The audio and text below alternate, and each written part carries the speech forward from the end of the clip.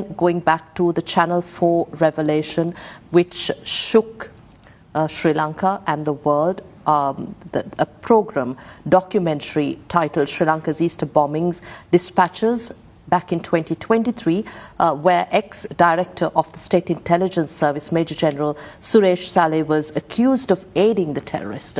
Certain presidents, regimes implicated for organizing, supporting the terrorists to carry out the attacks in Sri Lanka. What is your understanding of the evidence that Sri Lanka has so far? You still stand by the fact that the ISIS had any links to the attacks? The Channel 4 documentary is based on an asylum seeker, Asad Maulana. And he is a criminal because he has forged documents.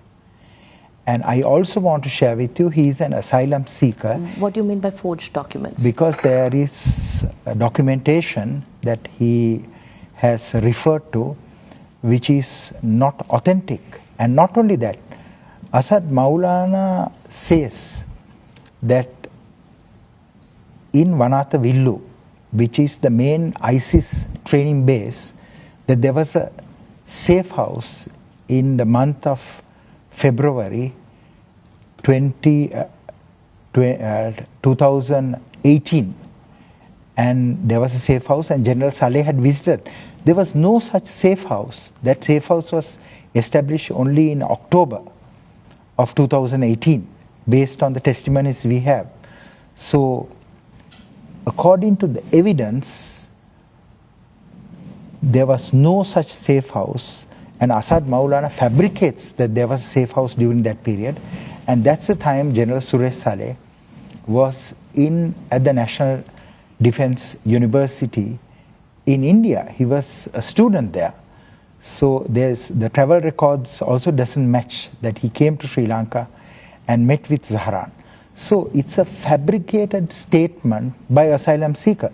But this shouldn't surprise us because 95% of the Sri Lankan asylum seekers, they fabricated evidence. The Canadian government has said that. So I want you to know that a man who has served in the military, in the intelligence community, and in our overseas missions, total of 37 years of service, unblemished record. Are we going to believe him? Are we going to believe the evidence that the foreign governments have? Do you still stand by the fact that the Islamic State had links to the attacks? Yes, because I interviewed the ISIS ideologue, a man called Naufal Maulavi, a very convincing ideologue. I interviewed Milhan, the head of the military wing of ISIS. I interviewed Hadia, Zahran's wife or widow. I interviewed almost all the significant detainees. I reviewed all the reports, including the foreign intelligence and the investigative reports. I've reviewed 337 intelligence reports produced by the Sri Lankan intelligence services, the SIS, the State Intelligence Service, military intelligence, naval intelligence, air intelligence, our STF intelligence, and also by our police special branch.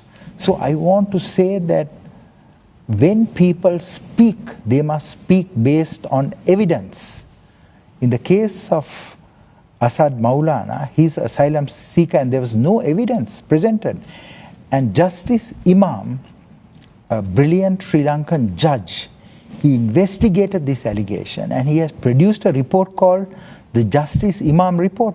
This report should be translated to Sinhala and it should be shared widely. And every political leader, every member of parliament, every citizen, the cardinal, they should read this report because there is very clearly Justice Imam have explained that this attack is attack by ISIS or the Islamic State, and that is consistent with attacks we have seen throughout the world during that period.